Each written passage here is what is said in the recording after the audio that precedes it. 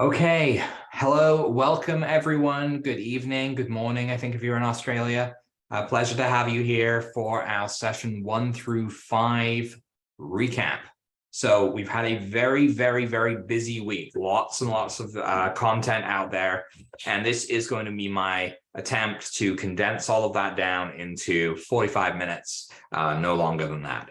So ultimately, there's a lot to work through. And I'm going to encourage you, if you're on the Facebook group, to head into the guides section or to look in the images to find the executive summaries. The executive summaries are what I'm going to be kind of teaching off of today. And they're really a way of looking at your key points that you need to look at in order to complete the homework and kind of catch up. And I've added a few little things to this presentation, but the primary point here is I'm going to be running off of the executive summaries. So if you want to have those to follow along with, you should absolutely be able to get those on the Facebook group. And remember, to get into the Facebook group, you go to PFFL Jumpstart replays.com, PFFL Jumpstart replays.com. That's the place to go. Okay. So as I said, we've had a very busy week. There's a lot that's being covered in the last 5 days lessons. And so we're going to have to kind of go through this fairly basically.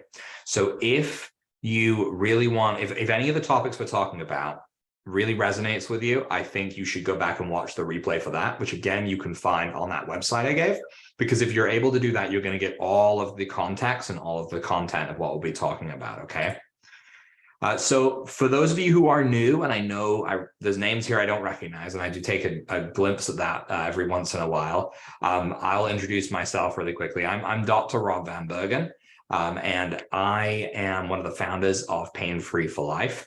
I started my journey into natural health when I was very young. As a kid, I was in pain, and my mom, Dr. Hache, she was the first one to be really looking for a resolution instead of just Band-Aid fixes for my scoliosis pain.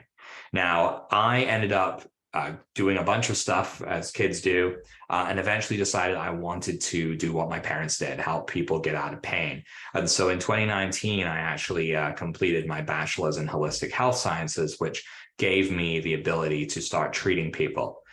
Quickly, I realized I wanted to do more and learn more. And in 2021, I went on to receive my doctorate of natural medicine and a PhD in natural medicine. And I focused my entire studies wherever I could. I pivoted them towards microcurrent therapy because I knew how powerful that had been for me. So my dissertation for my PhD, like 150 pages of research towards vagus nerve stimulation to resolve inflammation in the body. And in my dissertation case studies, I had near a 100% success rate in doing that with vagus nerve alone, not to mention everything else that we're able to do nowadays. Now, in 2022, I was awarded a doctorate in humanitarian services for my work in the field of natural medicine by the World Organization of Natural Medicine as well. So suffice it to say, I do a lot of stuff in the natural health field. It's where I really focus all of my attention. And while I focus a lot on microcurrent, I have this week kind of expanded more into the Hache protocol's roots and the things that we talk about all the time with patients that maybe we don't teach about quite as much as we should, because people need to know this information, right? And that's why you guys are here. You want to learn what it is that can make people get pain-free or resolve their disease. So day one's executive summary. In day one, we talked about 5 ways conventional medicine has failed you. So we really dove into the different issues with the conventional medical system. I called it the sick care system. It's a system that really focuses only on masking symptoms and not addressing the root cause. And the goal here for them is to get you to move out of the area that you're taking up, because they don't have the space or the capacity to actually care for people long term. You'll notice that in many cases, when it comes to acute situations, you can go to a hospital or a doctor and you can get the emergency services you need to save a life. And that's something that I do very much respect. But when it comes down to the pain not going away, people not getting better from the medications over short term, they really don't know what to do. And they'll refer you to a specialist who's more authorized to be able to actually continue to give these medications and things like that. So there's a lot of fault in that system. And much of it is rooted in how big pharma has kind of controlled the medical education system. There's several studies that point towards the fact that people are exposed from day one of medical school to pharmaceutical companies, right down to the textbooks they use for all their classes being actually published by companies like Pfizer. Now, there's definitely a conflict of interest there, right? That's what you'd think. But by the end of this, even most doctors that I've talked to that have changed their tune since then found that they almost just felt comfortable and ingratiated into that system. And it was very, very hard for them to actually go about making changes because they had come to believe that they were doing the right thing.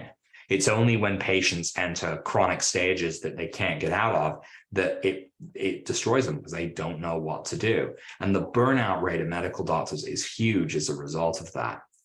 Now, the big problem is this push on medications, right? So people in pain, people in chronic disease are given medications and told that this pill is going to fix you.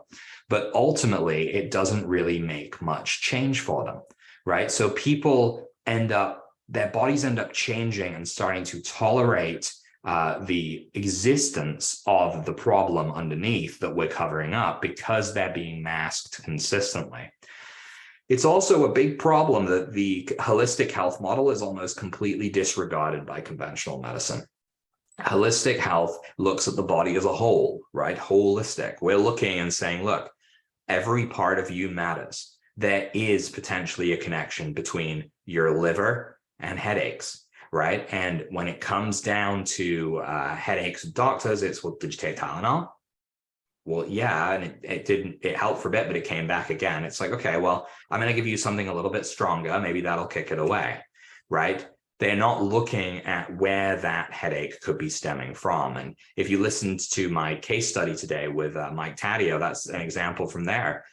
He was working on someone with migraines, and he found that in the end, following the full microcurrent Hache protocol for it involved treating the liver. That was the part he thought, no, it can't be that. That doesn't make sense. But when he implemented it, that was the thing that actually got rid of it for good for his patient.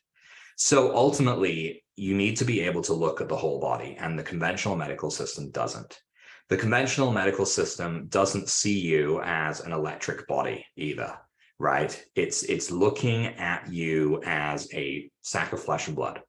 And it is considering you to not be the cells that you are, because you can't see the cells without specialized equipment. So we're not looking at them at that level when we're dealing with conventional medicine. In fact, we're ignoring that, and we're focusing heavily on the actual symptoms that are manifesting from that cellular level. So these things are glaring problems that we really need to be able to work towards addressing if we want to actually get out of pain. But they are key problems that many people will suffer from. Key point 2 here on the executive summary is that mental health is tied to physical pain. The pain-brain connection is a real thing, and it's able to be overcome. But much of what the medical system will see is that they're not really connected. And if they are, it's mostly because you must be crazy because you're saying you're still in pain, and it doesn't make sense. And this is not really where we're going with this. What we're saying is that our brain has an immense amount of power over pain. We know that the brain actually creates the pain to begin with. If you were lobotomized, you wouldn't feel pain, right? So if your brain is not operating normally, you won't feel the pain. So it is all connected. And there's a way that we would look at mental health and being able to deal with that also addresses the fact that people that are in chronic pain often end up with a form of PTSD. And that PTSD will fuel the chronic pain because it will corrupt the nervous system and it will make the person stressed, which will stop them healing, which will mean the inflammation continues to burn, and we are stuck in a vicious cycle. And there's a lot of vicious cycles in healthcare. Key point number 3 here would be that surgery outcomes vary, but they do have the potential to be life-changing, right? I do think that surgery is something that can go well and it can go wrong, and it can be life-saving as well. There are some situations where there was no choice, but the choice to have surgery and have like a knee replacement or a hip replacement because you've got mild arthritis that's just starting, that is, to me, jumping the gun, and it happens a lot. People are constantly telling me that they're being told they need to have surgery. They got to see a neurosurgeon because they're going to do back surgery on them. They need to do the back surgery. There's no other way, but the person doesn't even really feel pain. They're not uncomfortable. So the question becomes why? Why is it being pushed? Conventional medicine overlooks the underlying terrain and focuses on the specialized systems of the body, and it doesn't really consider the connection to the rest of it either. So conventional medicine might look at, say, they might send you to a rheumatologist to deal with inflammatory conditions, or they might send you to a surgical specialist to get you to have a surgery. There's lots of different reasons that they might send you off, but it compartmentalizes them into different batches, essentially. And we never end up finding the real issue, the root of the issue, because the specialists refuse to talk to one another as well. So there's multiple issues there. When it comes to surgery too, the post-surgical complications, including damage to tissue in the form of scar tissue, increased pain, risk of more surgeries down the line, and long recovery times, these are all real concerns of a lot of people. Key point number 4, our body consists of trillions of cells.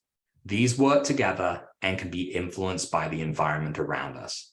We have an electrical environment around us all the time. And even if we didn't have technology, even if we lived in the middle of nowhere in a mountain, we would have electromagnetic fields from the earth, the kind of electromagnetic fields we want, mind you, but these things speak to our cells, they tune them, they make them work. When we are absent of that, when we do not pay attention to that fact, we are looking at body breakdown, because trillions of cells seems very hard to manage.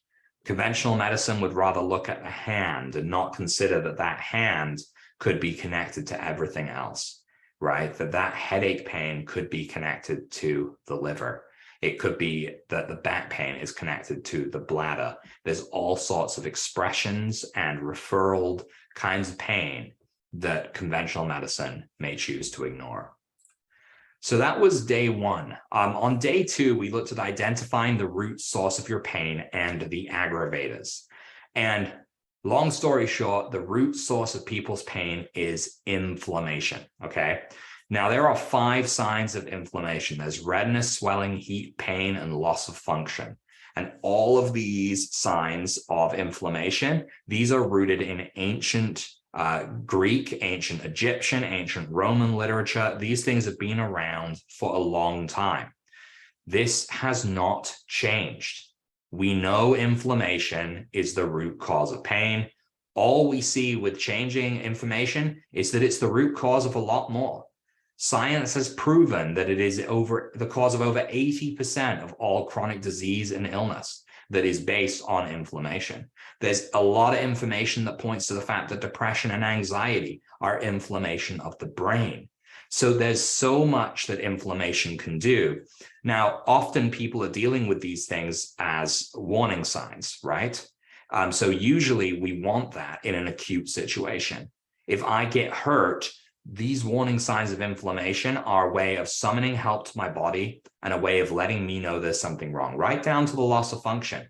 Because if I can't use it, then I can't make it worse. The problem is when these things become chronic, because acute injuries, they usually produce inflammation.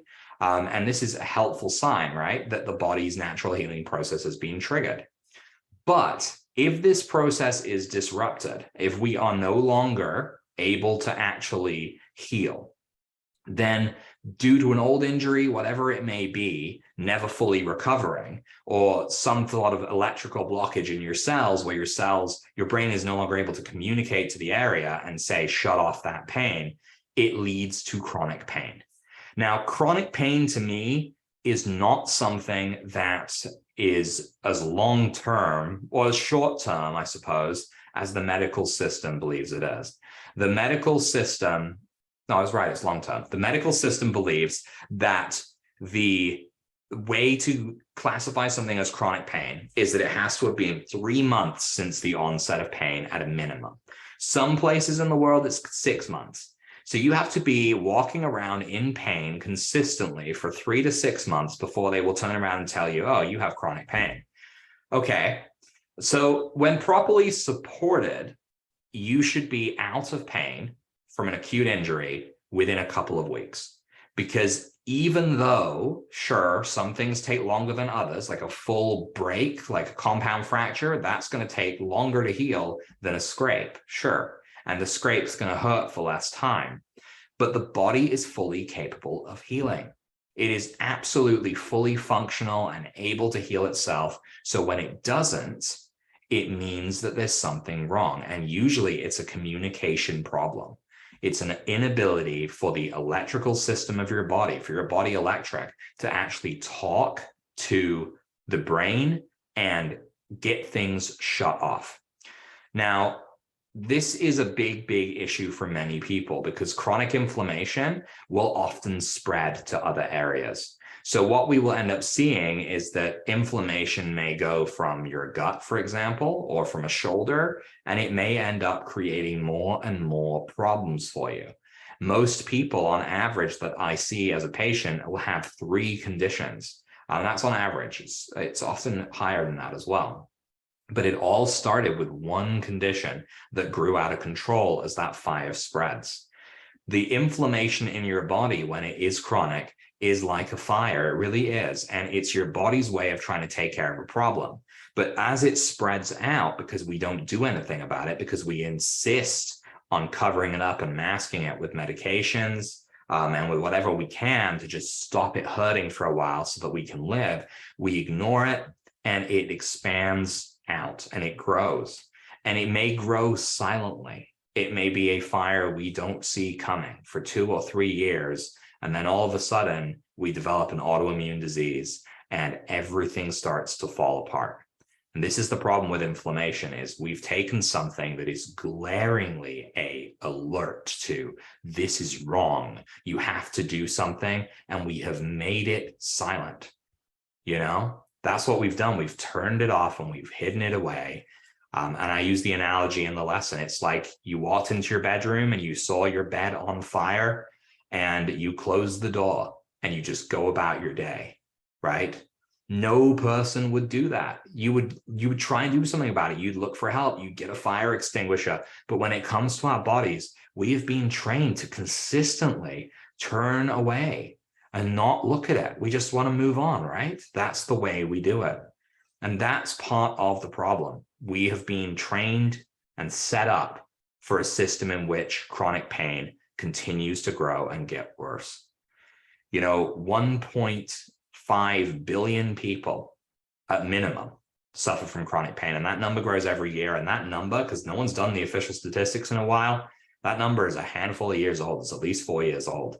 So it keeps growing.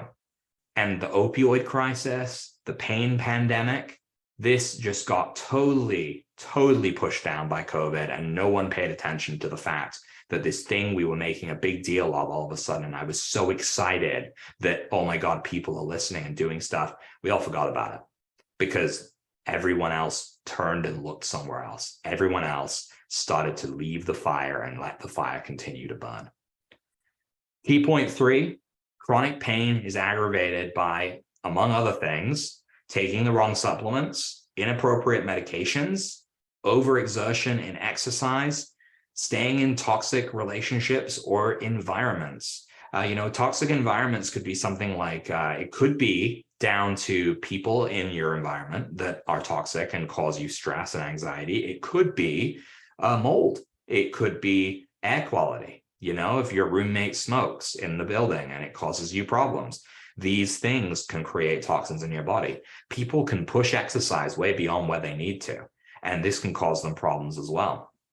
Inappropriate medications, these things are taken all the time. And once you're given a prescription, that can last and last and last, right? And they don't actually end up checking in on you as often as they should, because maybe you don't go back to see your pain doctor for another 6 months. And then what do you do then, right? It's been 6 months and your body is really used to the meds now, and that's that. So these are things we do have to pay attention to.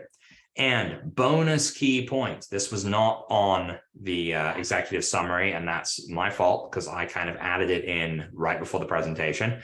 But we want to talk about channelopathies.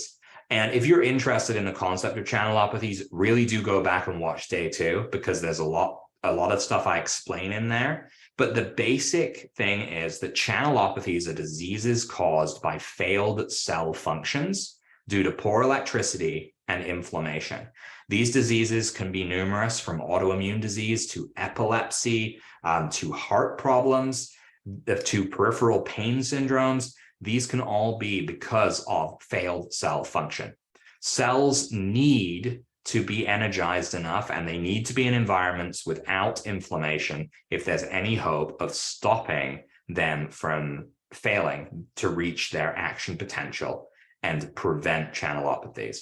And again, I explain this in a lot more depth in the actual training for day 2. But it would take me 10 minutes to explain it right now and eat up the whole next lesson. But the real thing, you don't even need to understand that. What you need to understand is that failed cell function can cause disease. And so it can be part of the root of disease, and failed cell function can be caused by inflammation. So the further disease development of patients of mine that I see that have started with one thing and then gained another and then gained another, and maybe it started out as just chronic pain, this is what channelopathies help explain. They explain the development of disease from poor cell function. So key point number 1 here. Yep, I am on the right one. So this is day 3. So on day 3, we did the first 4 elements of the Hache protocol. So this is excluding microcurrent therapy. Now, key point 1 for me is that my parents developed this protocol. It was their protocol to begin with, and it was an instrumental part in helping me get out of pain. They are both doctors as well, and they have worked for over 70 years of clinical experience in this field. And so working, including with microcurrent for that length of time, by the way.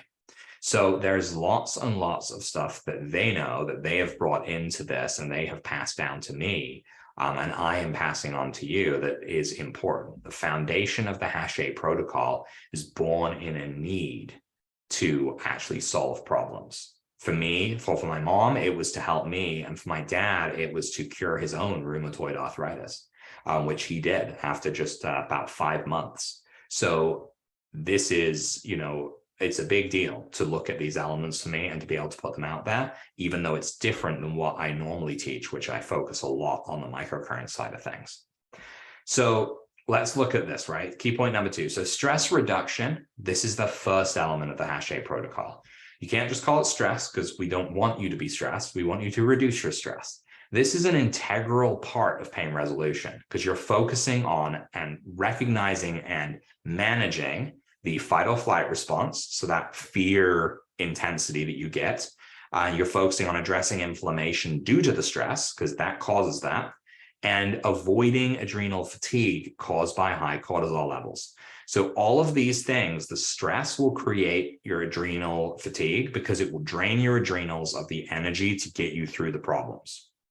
So number 1, that will then throw you into brain fog, lack of energy, exhaustion, and develop things like chronic fatigue syndrome. This will also then make it harder for your body to heal and turn off inflammation, and the inflammation will stay for longer and it will make things worse. Fight or flight response, you can't heal in the presence of inflammation. And fight or flight response is an inflammatory state. It's a state in which we get into that initial healing process, but we don't necessarily need to get out, because in the moment, all we need to do is survive, run, survive, right? That is what we're looking at.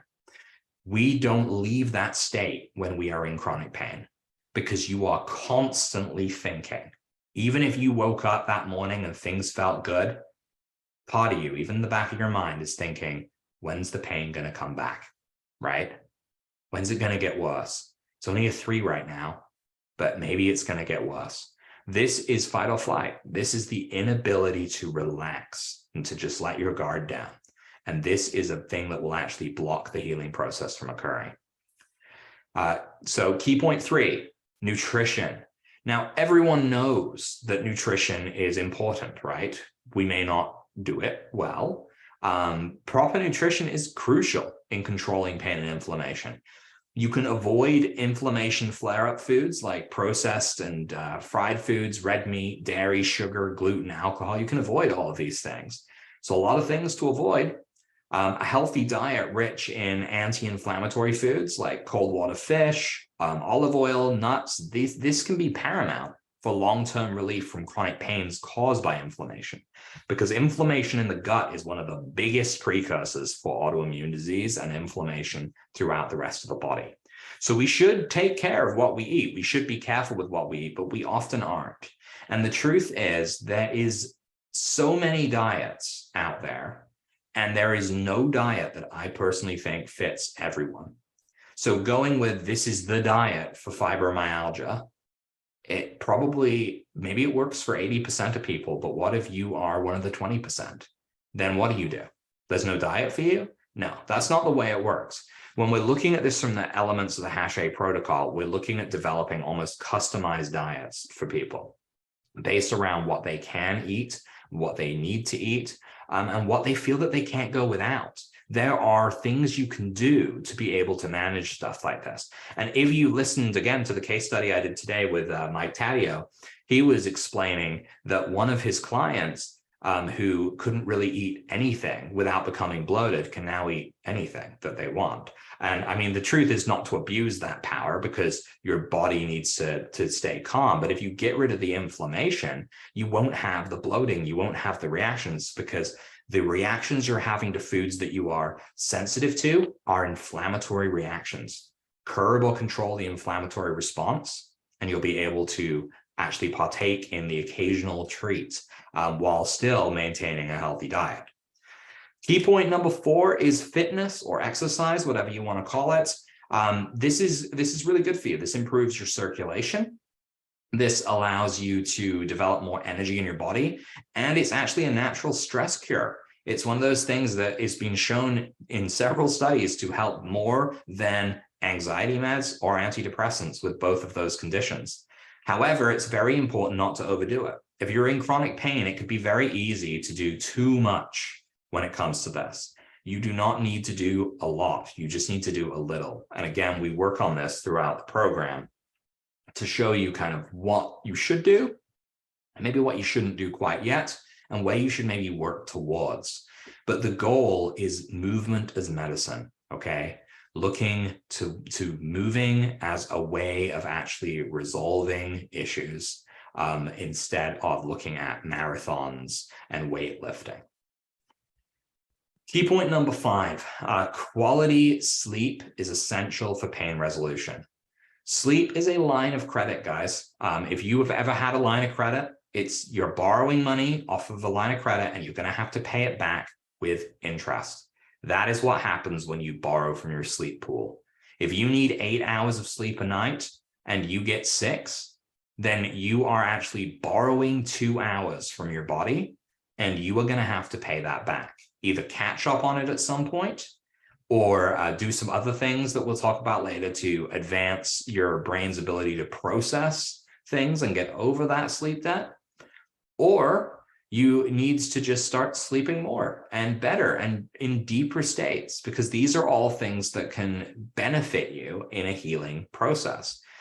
People in chronic pain can often have a hard time sleeping because of the pain. So in that case, you need to deal with the inflammation. It's another one of those cyclical things, right? It's important to note that sleeping pills, these things may knock you out, but they will not pay off that line of credit, okay? When you take a sleeping pill, it is not the right kind of sleep. And this is why people wake up in the morning from sleeping pills and they still feel groggy, right? That's because their brain did not detox while they were sleeping on a sleeping pill, because they weren't really asleep. They were just out like a light. Deep sleep also helps to detox the glial cells in the brain. So it actually combats brain fog. It opens us up to a healthier and stronger mind, and it works definitively to reduce inflammation.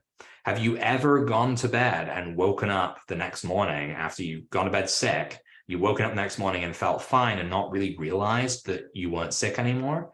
That's the power of the brain that sleeps, because it is able to actually do so much healing work when that stage of sleep is reached that you can just bypass knowing. You can go to sleep not feeling great and wake up feeling fine. That is the power of sleep. So it's a very, very important element. It's also important that all of these elements work together, okay? And we describe these as interactive elements. This means that if you were to remove one of these elements, the others will suffer for it. You cannot call these pillars of the Hache protocol, because if you do, you're kind of exposing yourself to some problems here, because pillars hold things up. That's great. That would make sense. It holds up the healthy body, but you can also lose a pillar and still have that thing hold up. You can maybe even lose two, depending on what sort of shape you're holding up. But the point is, if you are to remove a pillar, the body would still stand. But when you're removing an element, you're affecting all of the other elements. And that makes it a heck of a lot harder to get to the point where you can actually resolve anything, because one element is weak. And I saw this in the homework, and you guys were great at identifying it, but you can almost know, which of these things do you not do enough of, if it's only one. But if you can figure that out, you're well on your way to figuring out where you really need to focus your work, because once you fix one of these things, the others start to repair. Just like damaging one will send them into a spiral, fixing one will boost the others. So they are all connected. Day 4 was the secret to resolving pain permanently. This is microcurrent therapy, guys. And many of you may have heard of this. Many of you may have not. Maybe you're just hearing about it today. Microcurrent therapy is a system already present in the body. It provides electrical signals to trigger and resolve pain and inflammation, promote regeneration, and initiate healing. So microcurrent therapy has the ability to control the body. Now, let's just discuss this a little bit. So in your body right now is a system of microcurrent. This system is your nervous system, which sends electrical signals through your tissue to your cells. This is how the body sends commands. You know, when you, if you were to be on a table, dead, needing to be resuscitated, they're going to use defibrillator pads, right, to try and spark you back. They're going to try and put electricity back in and get the heart restarted. Now, electricity is life, and we will no longer have those electrical signals when we die. And we'll see that with flatlining, right? There's no longer an electrical measurement in the body. So there is electricity in the body right now, and it is a natural low-level type of electricity called microcurrent. This is what is sending and coursing through your body. So microcurrent therapy is not fake, made artificial stuff. Microcurrent therapy is enhancing a natural system by putting signals into the body and triggering it to respond. So when you stimulate the area with microcurrent, you're encouraging healing in that area by making the body believe that it is the thing that sent the signal. The brain recognizes the microcurrent signal and it says, hey, oh yeah, I need to turn off inflammation. And it does that. I should trigger regeneration, and it does that. Now, treatment times with microcurrent do vary depending on the issue, but with a bit of time and commitment, this is key to regaining a pain-free life, because if you can energize your cells, you prevent channelopathies, you turn off inflammation, scar tissue becomes healed, the body restores its electrical potential, and you go back to healing just like you always could, right? The body was not designed to suffer from pain. It was designed to heal. But these things, if not corrected, if the body electric is not corrected, can impede electrical signals from getting through and stop the body healing. Microcurrent can work to correct this poor communication to reduce pain signals. It's key. So, key point number 3, microcurrent helps the body by providing electrons to free radicals, okay? So free radicals, let's talk about free radicals. Free radicals, my dad, Dr. Hache, who those of you who are enrolled in the Reset will meet on Saturday for our meet and greet live event. He likes to describe free radicals as the guy you don't want at a wedding that's hitting on all the bridesmaids, causing problems, getting in the way, drunk, annoying things. No one really invited him, but he's there anyway. That is a free radical. And your body is the wedding, and it's causing chaos and distracting things. Now, what free radicals want is a partner. They want to find the bridesmaid that they can hook up with. Now, when you put microcurrent into the body, what you're doing is you're providing electrons to the body that's missing them. It's lacking electrons. And so free radicals end up actually getting the electrons they need to stop being jerks. And this will actually help the body to sustain itself and heal, and it will prevent the chaos going on within it. We also see that microcurrent will enhance circulation by up to 480%, and it transmits anti-inflammatory signals as well. So it is absolutely huge in what it can achieve for people dealing with pain and inflammation. Key point number 4. Microcurrent therapy is the secret sauce, the magic bullet, if you will, and the synergizer that ties all of the other 4 elements together. It amplifies the capability of all of the other elements, and it does this by improving your body's electrical potential. With the correct microcurrent treatments, you can reduce stress by putting the body into a parasympathetic state. You can reduce gut inflammation, improving digestion and allowing you to eat things that you maybe couldn't normally. So it stops diarrhea. It can stop constipation because it balances everything back out to where it should be. It helps you get to sleep better because it can change your brainwave patterns, which are all electrical, to sleep mode. And you can even do stimulation during the day to actually help detox and pay off your sleep debt. Microcurrent can even help with fitness. There's exercise programs where you can actually stimulate the muscles. And I tell you, it is a workout. There's an old video of me floating around somewhere where my dad hooked me up to it, and my arm felt like it was going to fall off after 5 minutes of exercise. It felt like I had been lifting weights all day. So there is the potential that it can do all of these things. So it ties everything together. And once it starts to enhance and fix one problem, it opens up the healing capacity for all of the others. And the body and the brain, they end up getting to heal, and the elements of the Hache protocol balance out, and you are holistically well to the point where not only do you resolve your problems, but you actually get to the point where you can prevent the onset of new ones too. A healthy body is impervious almost, and its ability to heal is lickety-split. It can do it like that. Okay, so this says day 4, it should say day 5, but day 5, cornerstones to resolving chronic pain permanently. So short but sweet on this one, guys. This was today's lesson, and it was actually still, I think it was still a 30-minute lesson here, but there are 3 things that we must enact if we hope to actually be able to resolve our issues. You can use the Hache protocol, and these are the things that you must do to develop the pain-free mindset and get into it, okay? First off, ownership. Ownership is super important. You need to empower yourself to be your own advocate. You have control, and you have the capability to really get in there and actually make change. You can do this. And if you take ownership of your health and you take it away from the white coat guys that you go to see at the hospital and you take it back, you will see the positive change. Because forever, until the invention of doctors, and even during that time when people couldn't afford doctors, we were the healers.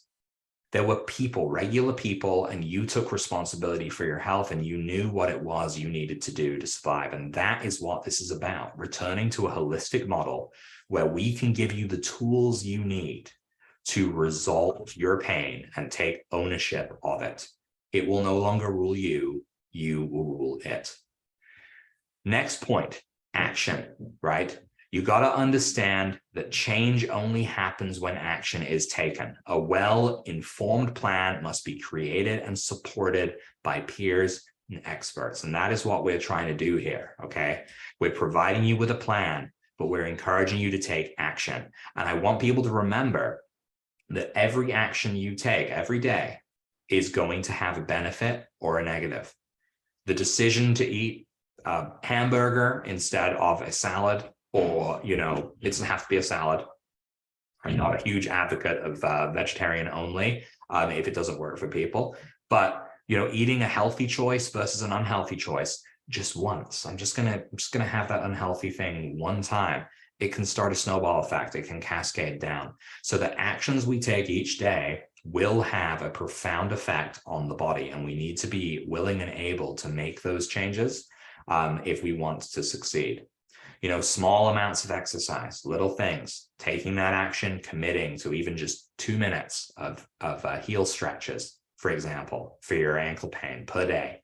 That is a great starting foundation. There's so many little things we can do. Going to bed and not sleeping in on the weekends, right? Just going to bed at the same time every day. That can really help too. So there's lots of little things we can do. And the actions that we do in our day-to-day lives are part of the healing process if we allow them to be. They can also be part of the harming process. So we have to be aware of that. And then the last thing that makes up the pain-free for life mindset, and possibly one of the most important points, is consistency. It's easy to say, I did this for a few days and it didn't work. That's not how it works. It takes between 90 and 120 days for cells in your body to turn over and regenerate. That's quite a while, but that's the ability for your whole body to replace all of the cells within it with new ones. And if we continue to do junky things like eating badly, not exercising, damaging our electric body through consistent exposure to electromagnetic fields, what we're doing is we're setting it up to be weaker and to not be able to heal. So we need to be consistent, and consistency being that important. Things I would suggest, for example, don't give up, right? You need to just keep going at it because it will work eventually. If someone comes to me and says, Dr. Rob, I just did vagus nerve for a week and I was really committed. I did it every day for 3 minutes a day or for 3 minutes 4 times a day, and it didn't do anything for me. You know, the truth is that is a short-term process. You're doing a short-term treatment there and you're hoping for short-term results.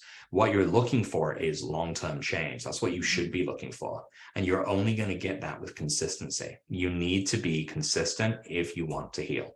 That is the big truth. So stick to the plan. Know that successes will happen, but failures will also happen. And if you fall off the wagon along the path, get back on it, right? Don't say, oh, well, I fell off. I may as well just eat this entire cake. You know, that's not conducive to supporting your body. We need to want to be out of pain if we're going to get there, and we need to be willing to put in the effort. We're not talking a huge amount of effort here, guys. 20 to 30 minutes a day on your body, on your health, can make a difference for the better. And we've got countless people that will tell you that. Okay, so thank you for joining me for the session 1 through 5 recap. Would you look at that? I made it in 44 minutes. Perfect. So that's exactly what I was aiming for. Well, 1 minute under. So thank you again for joining me. If you have any questions, remember to text your concierge. He's there to help you. It's Leo. His text number 415-688-2045. I've also been asked to pass on a message. I know that they are very, very busy because they've had so many people enrolled and so many people trying to help them. Leo is looking to get to everyone, okay? He will get to you all, so please be patient. You can also, if you have any other inquiries, general ones, you can email us at support@painfreeforlife.com. And if you're watching this and you're ready to get started on your homework, or just to finish it off, get into the Facebook group, download your workbook, get started on the homework and post it, because tonight I'm going to go through the homework and I'm going to be looking at people's and responding to them as I go. I'm only a few days behind, but I want to play catch up today. So thank you, everyone. You guys have a great night.